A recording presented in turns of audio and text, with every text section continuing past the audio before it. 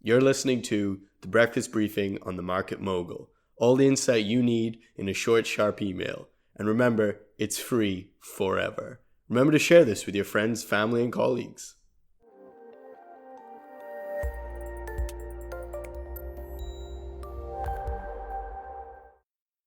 Snapchat close to IPO. Reports indicate that Snapchat has filed for an IPO confidentially before the US election.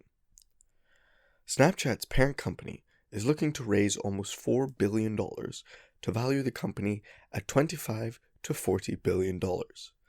This could change as M&A deals are slowing over uncertainty regarding Trump's election. The valuation and amount raised could increase as investors search for opportunities.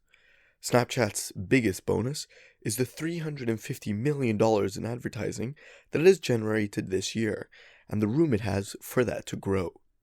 Snapchat's intent to make a wearable has drawn attention from Apple, who is also toying with the idea. U.S. growth is booming. The Atlanta Fed has unveiled that U.S. median work pay has risen 3.9% last month, its fastest in almost a decade. One of the most important factors in the Fed's rate decisions is wage growth, which appears to be red hot presently. Markets are confident that the Fed will decide to raise rates after the continued good numbers coming out of the U.S. economy. Many may now lean towards the fact that the Fed waited too long to hike, and the economy is beginning to overheat as it moves towards full employment. Nintendo with a new app. Nintendo announced that the new Super Mario game for iPhone would be released the 15th of December, 1 month from today. On the surface, it seems like another game release for smartphones is aiming to be the next Clash of Clans or 2024. However, when the game was first announced, Nintendo's shares rose by nearly 18%. After the immense success of Pokemon Go, which highlighted the possibilities of augmented reality using smartphones, and with the arsenal of famous gaming brands, Nintendo has a powerful weapon in Super Mario Run. If it is successful in harnessing the mobility of smartphones, Nintendo's 2 recent gaming apps could harken a revolution. Merkel makes room. Angela Merkel, Germany's chancellor, has announced that the UK could be given special privileges in regards to free movement within the EU. Angela Merkel is being rumored to have decided to run for a 4th term. Her recent comments seem to support this.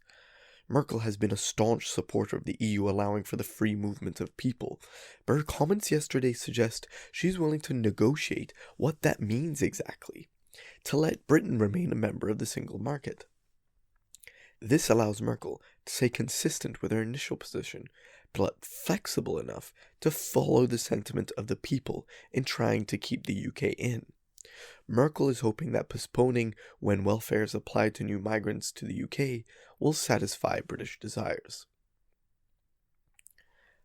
Bayer's new bonds. The largest ever mandatory convertible bond in Europe has been launched by Bayer, the German chemical company.